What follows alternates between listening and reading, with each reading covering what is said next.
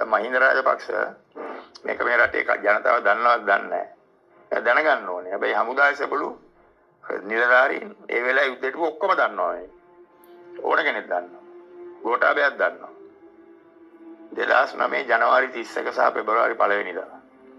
එතකොට අපි පුතුකුඩු රුප්පු වට කරලා තිබුණේ. තව සුමානවයක් ඇතුළත අපි පුතුකුඩු රුප්පු අල්ලනවා. වට කරලා තියනකොට. ඇල්ලුවා නම් ඊට පස්සේ මාසයක් ඇතුළත යුද්ධ ඉවරයි. ඒ කියන්නේ පෙබරවාරි මැද වෙනකොට අපිට යුද්ධ ඉවර කරන්න තිබ්බා. මහින්ද රාජපක්ෂ විදේශ බලපෑම් වලට යටත් වෙලා මේ ප්‍රභාකරන් කියන ඒ තක්කඩියොන්ට පැනලා යන්න අවස්ථාවක් දෙන්න ඕනේ හින්දා ජනවාරි 31 පෙබරවාරි 1 වෙනිදා 2009 සටන් විරාමයක් දුන්නා. සටන් විරාමයක් කියන්නේ අපිට මුකුත් කරන්න බෑ. අපි කියන්නේ ඔබ ඒකට විරුද්ධ වුනේ නැද්ද? මම තදින්ම විරුද්ධ වුණා. තම කිසිසේත්ම ඔක් කරන්න එපා. ඔක් කරොත් අපිට විශාල ප්‍රශ්නයක් එනවා. කරනවට මම සම්පූර්ණ විරුද්ධ වුණා. ඒ වුණාට නියෝගයක් හැටියට දීලා ඒක කරා අපි. ජනවාරි 31 සටන් විරාමය පටන් ගත්තා. 31 වෙනිදා රෑ ප්‍රභාකරන් ප්‍රතිසංවිධානය වෙලා මරාගෙන මරන කොටි මරාගෙන මරන වාහන ඒ ඔක්කොම දාලා ඇවිල්ලා අපිට තුන් පැත්තකින් ගහන්න පටන් ගත්තා. කලපුව පැත්තෙන් ගැහුවා, පුදුකුඩු පැත්තෙන් ගැහුවා. මගේ සෙබළු කිලෝමීටර් 5ක් පස්සට ගියා. තව කිලෝමීටර් 3ක් පස්සට ගියා. නම් අර මාන්කුලම කඩන් වැටුණා වගේ අපි අවුරුදු දෙකමාරක් කරපු ඒ කැපකිරීම ඔක්කොම ඉවර වෙනවා.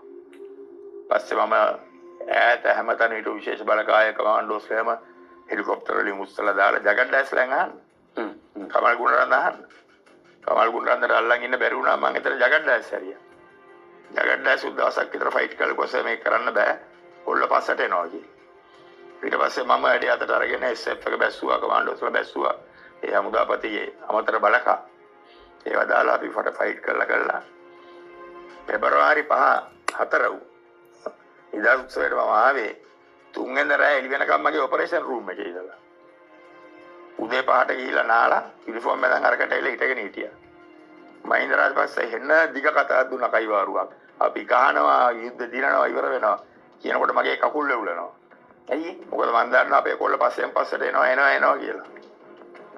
අපේ කවදාත් මේ මුළු යුද්ධෙටම ඒ වගේ තත්ත්වයක් උදා වුණේ නැහැ. ඒක දැනගෙන මොකද අර බොරුවක් කියන්නේ?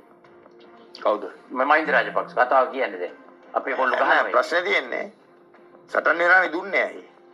ඇයි දුන්නේ ඇත්තටම? අනිවාර්යෙන් ඒ නායකයන්ට පැනලා යන්න දුන්නේ. ඩීල් එකක්ද? ඩීල් එකක් වෙන්න ඕනේ ඉතින්. LTT ප්‍රභාකරන්ට ඩොලර් මිලියන් 2ක් දීලා ජනාධිපති වෙච්ච පුද්ගලයානේ. ඔව් ඒක අර ටිරානරස් කියනවනේ. එයා කියනවනේ. ඔව් බැසිල් රාජපක්ෂ මට කිව්වනේ. ඔව්. නෑ වීඩියෝ සාක්ෂි තියෙනවා තාමත් YouTube එකේ. එහෙම එකකට මෙහෙම දෙයක් කරන්න බැරිද? ඔය බලපෑම් හමුවේ වීරයෙක් වුණා කියලා කයිවාරු ගැහුවට වීඩියෝ අර මතර නැතන් දාගත්තට ඔය වීරයෙක් වුණා කියලා කයිවාරු ගැහුවට වීඩියෝ අර මතර නැතන් දාගත්තට කියනවා අපි දන්නේ නැහැනේ. මිලිබෑන්ට මොනවද කිව්වරම අපි දන්නේ නැහැ. මේ දවස් දෙක දුන්නේ අනිවාර්යයෙන්ම ඒතකොට ප්‍රභාකරන්ට තිබුණේ එතේ ඉඳලා මීටර් 100යි මීටර් 1000යි මුදුවරලට ගිහලා බෝට්ටුව වෙනක් ගණන් ගියා. බෝට්ටුව ඔක්කොම තිබුණා එතන. නමුත් ප්‍රභාකරන්ගේ කරුමෙට ප්‍රභාකරන් කියන්නේ අර හැමදාම දිනන්න මිස පරදිනලා ඇති නැති මිනිහෙක් නේ. මානසික නැත්නම් ප්‍රභාකරන්ට කිල්ලොච්චි අපි අල්ලපු වෙලේ අපි බිම තියලා ඉවරලා ගිහලා අර මිනිස්සු හිටියා ලක්ෂ දෙකමාරක් එතන. ඒ මිනිස්සු අතර හැඟුණා නම් කට්ටිය අපට ආ යුද්ධයක් ඉවර කරන්න හම්බෙන්නේ නැහැ. නමුත් ප්‍රභාකරන් කියන්නේ එහෙම මිනිහෙක් නෙමෙයි. අන්තිම අගල දක්වා ආරක්ෂා කරගන්න හදනවා. ගහලම තමයි දිනන්න හදන්නේ. ඒ මානසිකත්වයෙන් තමයි 30 සෙකන්දර යාර පැනලා යන අවස්ථාව තියේදී අපට පහර දුන්නා. හැබැයි ඉතින් ඇත්තටම මේ පහර දීම සාර්ථක වෙනවා. අපි වැරදිලා කිලෝමීටර් 3ක් විතර පස්සට ආවනා. ඔබතුමා යුද්ධයට ගියාගෙන අහන්න. ඔව් ඇත්තෝ අපි යම් කිසි චිත්‍රයක් යම් කිසි දෙයක් එතකොට එහෙම කරා නම් එහෙම කරපු එකට ආඩම්බරයක් ගෞරවයක් ජාතික වීරයෙක් කියන්න පුළුවන්. යුද්ධේ නියමුවා කියන්න පුළුවන්. එහෙනම් කියනවා අපිත් කිව්වනේ. ඔව් සම්පූර්ණ වැරදි. අපි අවුල්ද එතකොට ඒ කිව්වේ. යුද්ධයට යන්න ගියේ මම හොස්පිටාලේ ඉඳිද්දි යුද්ධයට යන්න බෑ කිව්වනේ. හරියට මට බෝම්බ ගෙවුවම කියලා යුද්ධයට යන්න එපයි. සඩන් නිරාමේ බදාගෙන හිටියා නේද? මාවිලාරු වැහුවම ගෝඨාභය ලංකාවේ හිටියන්නේ.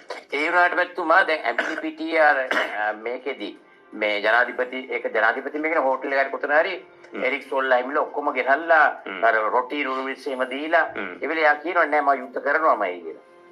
ඔය ඉතින් අපිත් එයාගේ බෙල්ලෙන් අල්ලගෙන ඒ වෙලේ හිටියේ. අපි යුද්ධ පටන් අරගෙන තිබුණ විදියට මහින්ද රාජපක්ෂ ඒ වෙලේ උඩ පැන අපිට නියෝග දෙන්න ආවේ නෑ. සිකියුරිටි කවුන්සිල් එකේ ආපු වෙලේ ඉඳලා නිදි. අපි සිටියම දාලා විස්තර කරන්න ගත්තම ලයිට් නිවලා ගොරවනේදී. ගෝඨාභය ටෙලිෆෝන් එක තියාගෙන ඉවරලා කතා කරගෙන ඉන්නවා. ජීවිතේට සිකියුරිටි කවුන්සිල් එකේ වචනයක් කතා කරන්නේ නැහැ. ගෝඨාභය. ටෙලිෆෝන් එකක් තියෙන ඒ කාලේ අපි ගාව ස්මාර්ට්ෆෝන් නෑ. එයා ගාව තිබ්බා. ඕකෙන් ගහගා වීඩියෝ ගේම් බල රමයා තමයි ඉන්නේ ඉවරනකම් සිකියුරිටි කවුන්සිල් එක. ජීවිතේට වචනයක් කතා කරන්නේ. මම හොස්පිටල් එකේ සිංගප්පූරුවේ මාවිල්ලාරු වැහුවා. එතකොට වැඩ බලන හමුදාපති හිටියේ ගෝඨාභයගේ බැච් එකේ ගෝඨාභයගේ හොඳම යාළුවා මල්ලවආරච්චි. මම ගියන් පස්සේ මල්ලවආරච්චි මහජන ආරක්ෂා අමාත්‍යාංශයේ ලේකම් කළා දැම්මා ගෝඨාභය. මල්ලවආරච්චි ගෝඨාභයගේ බෙස්මන්. වැඩ බලන හමුදාපති. දෙමිනියා කිව්වා මම ඇහුවම ගෝඨාභයගෙන් ඇයි වැඩ බලන හමුදාපති යුද්ධෙට ගියේ නැත්තේ කියලා. මම ආවනේ 29 25 වෙනිදා රෑ. ඇහුවම කිව්වා එයා කියනවා යුද්ධෙට යන්න බෑ මිනිස්සු මදි කියලා. ඔව්. වරක ඔබතුමා කිව්වා. ඒ කතාව තමයි මහින්ද රාජපක්ෂ චම්පි කරනවකට කියලා තිබුණේ. යුද්ධෙට යන්න ගිහිල්ලා අපි ගහන්නේ මොකද්ද එකකින් කියලා. ඒක කිව්වේ සෝමන් සමරසිංහ. ඔව්. සෝමන් සමරසිංහගේ වීඩියෝ එක තියෙනවා. මේ සෝමන් සමරසිංහ කිව්වහම මේ මොකෙන් අපි මේ ගහන්න ඕන කියලා කිව්වා මොන ලබ්බෙන්ද ගහන්නේ කියලා. ඔව්. එතකොට සෝමන් සමරසිංහ කියනවා ප්‍රෝග්‍රෑම් එක මම මේක කියන්නද වචනේ කමන්නේ නැද්ද කිව්වට කමන්නේ නැද්ද කියලා අහලමයි කියන්නේ. මං කිව්වා තියෙන ලබ්බෙන් හරි ජනතුමා ගහමු කියලා. ඒ තරම් පහත් මට්ටමක හිටියේ කිව්වා. ඔව්. සාකච්ඡා කරනවා. සාම්පූර් අල්ලලා මම කෝල් එක දෙනකොට මෙයා හිටියේ ශ්‍රී ලංකා ඉඳලා පක්ෂ සංවත්සරේ සුගතා ස්ටේඩියම් එකේ. බුදුමල්ලේව දකින්න නැති. ඒක කියා ගන්න බැරුව අඬපු මිනිහනේ. ඒ කියන්නේ එච්චර සතුට සාම්පූර් ඇල්ලුවට. අපි සාම් ගගා ඉන්නවා. කඳුළු වෙනවා. විනාඩි 5කින් තමයි සාම්පූර් කියාගත්තේ. ඇවිල්ලා කොළඹට ඇවිල්ලා මේ ටීපෝ විතර කේක් ගෙඩියක් කැපුවා. සාම්පූර් ඇල්ලුවට. තේරුණාද? මේ කේක් ගෙඩිය මෙච්චර විතරයි ඇති. හොඳ වෙලාවට ඒකේ පින්තූර නැහැ. අපි ඒ වගේ ගණන් ගත්තේ නැහනේ අපි. යුද්ධ දිනවම කපු කේක් එක කොච්චර විතරද? ඔච්චර කැපීමක් තිබුණා නම් යුද්ධ දිනා ගන්න ඔච්චර ආසාවක් තිබ්බනම් ඔච්චර මේ උවණක් තිබ්බනම් යුද්ධ දිනුවෙන් පස්සේ කවපු මේක අර එක්සයිස් පොතක සයිස් එක. අයියේ. ඔය පින්තූර දැකලා ඇති නේද මං කපනවා කියන්නේ. ඔව්. ඒකෙම තේරෙනවානේ. මේක නිකන් මේ මිනිහට හම්බුණා මේකේ වටිනාකමක් තේරුණෙත් නැහැ. එදාත් ඉතින් ඇමතිව ටික ගෙන්නලා බොන්න දීලා ඉවරලා අපිට ප්‍රොමෝෂන් දුන්නා. ඒකට ඉවර වෙලාත් නැහැ. අර ඒ තාම යුද්ධය යනවා. 18 වෙනිදා. ඒකනේ ඔය මේ සැකයක් තියෙන සමහරු කියන 18 වෙනිදා දිනුම් සමහරු. ඒක එතකොට අපි දැක්කේ නෑනේ මේ සරත් පොන්සේක මැතිතුමා එහෙම උරණකමක් තියෙනවා මහින්දත් එක්ක කියලා. ඔව් ඊට පස්සේ අත දීගෙන hina වෙනවා. ඊට පස්සේ මට උමනා තිබ්බා මගේ කොල්ල හිටියේ පඳුරියට බෝක්කුයට වැසිකිලි නෑ නාගන්න තැනක් නෑ. තනි කර කැලෑවේ අලුතෙන්ම ඒ පළාතේ ඉඳලා නෑ ඊට කලින් හවුදාවේ අවුරුදු 10කට 15කට.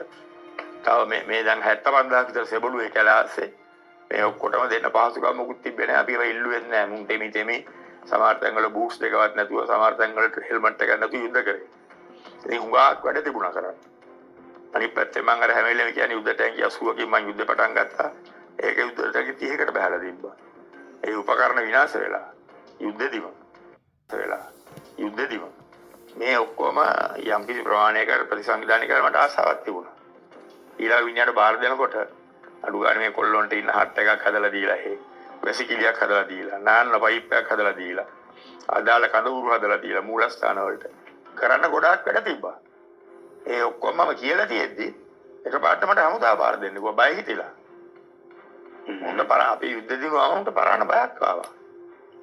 හමුදා බාර දෙන්න කිව්වා. බාර දෙන්න කිව්වේ ජගත් ජයසූරිය. ඒ කියන්නේ හමුදා කුමන්ත්‍රණයක් ඇයි කියලා නාමල් රාජ් කියනවා. නාමල් රාජ් වෙන්නේ කියනවා අභ්‍යන්තර තොරතුරු ඇවිල්ලා තිබ්බා අපේ තාත්තට හමුදා කුමන්ත්‍රණයකින් බලය අල්ලගෙන. අපි අච්චර කැපකිරීමක් කරලා මේක හිතුවනේ අන්තිමට අපි කුමන්ත්‍රණයක් කරයි කියලා බලන්න. එහෙම තිබ්බද මොනවද? ඒකම තේරෙනවනේ කොච්චර පහත් මිනිහෙක්ද කියලා.